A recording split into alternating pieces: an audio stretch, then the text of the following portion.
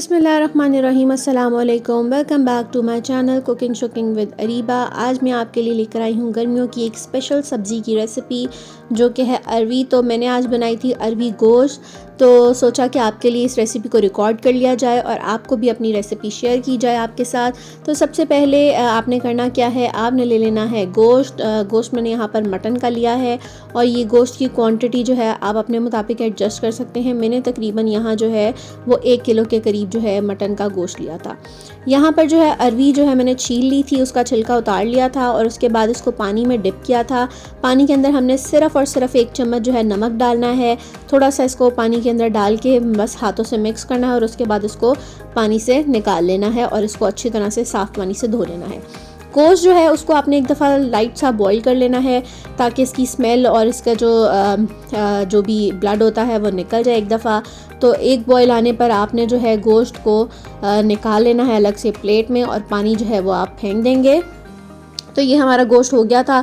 अब जो है मैंने दोबारा से साफ़ पानी लिया है तकरीबन 3 गिलास के करीब और उसके अंदर मैंने अपना ये जो बॉईल किया हुआ गोश्त था वो डाल दिया। 3 अदद जो हैं वो हमने प्याज इसमें शामिल किए हैं दरमियाने साइज़ के।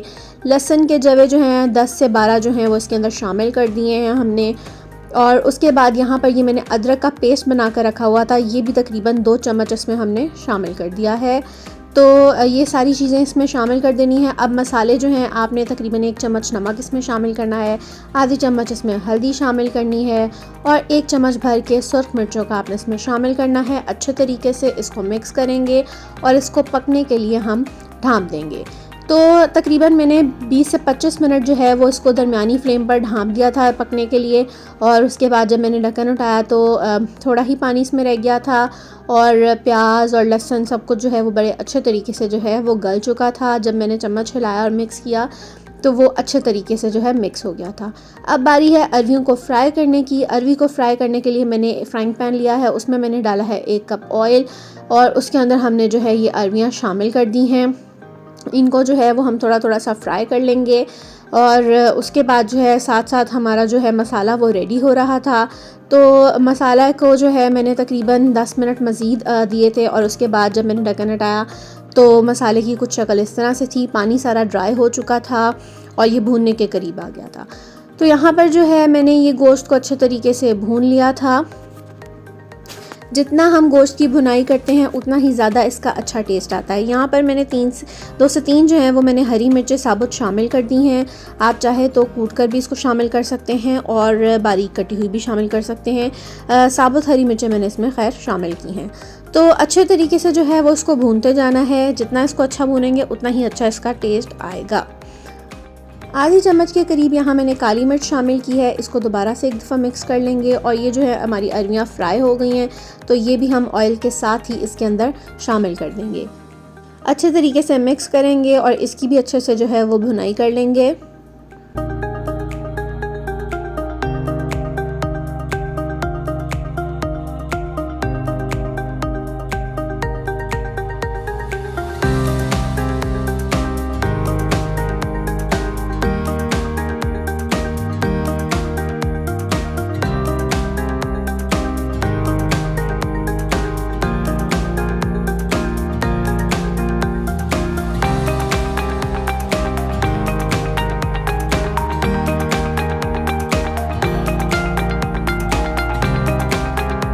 सात से 8 मिनट जो है वो अच्छे तरीके से इसकी भुनाई कर लेनी है। ऑयल सेपरेट होना शुरू हो जाएगा तो फिर आपने इसमें शामिल करना है पानी। पानी यहाँ पर मैंने शामिल किया है तकरीबन 1.5 से 2 गिलास के करीब, ताकि जो हमारी अरवी है वो अच्छे तरीके से गल जाए और गोश्त में भी जो थोड़ी बहुत कसर अगर बाकी रह गई है तो वो भी अच्छे तरीके से जो है वो गल जाए। तो इसको अच्छे तरीके से आपने पानी डालकर मिक्स कर लेना है और इसको ढाँप देना है तकरीबन 15 मिनट के लिए नॉर्मल फ्लेम पर। और तकरीबन 12 मिनट बाद ही जब मैंने ढक्कन हटाया था तो हमारी जो अरवियाँ हैं वो गल चुकी थी और पक चुकी थी। शोरबा भी जो है इसका वो प्रॉपर रेडी हो चुका था और बस ऑयल सेपरेट होने की देर थी और उसके बाद जो है हमारा जो अरवी गोश्त है वो तैयार है। तो कुछ लोग बनाते हैं मसाले वाली अरवी और कुछ लोग इस तरह से थोड़े से शोरबे वाली ग्रेवी बनाते हैं। तो यहाँ पर मैंने मज़ीद इसमें शामिल किया है थोड़ा सा गरम मसाला, जो एंड पर शामिल करने से बड़ा ही अच्छा सा टेस्ट आ जाता है, बड़ा अच्छा कलर आ जाता है।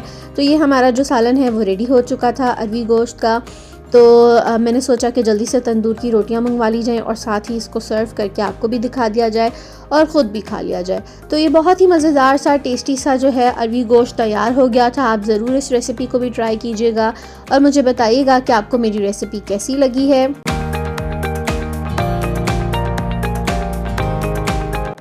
अरवी के सालन के साथ हमेशा लेमन का कॉम्बिनेशन बहुत ही मज़ेदार लगता है। तो मैंने यहाँ पर जो है लेमन भी साथ रख लिया था ताकि मैं जो है वो उसको ऊपर अच्छे तरीके से जो है लीमू को निचोड़ कर और इसका जो मज़ा है वो दोबारा करके खाऊं। तो ये तो मेरा तो जो है प्रॉपर मील तैयार हो गया था। इसी के साथ मुझे इजाज़त दीजिए, अपनी दुआओं में याद रखिएगा। अल्लाह हाफ़िज़।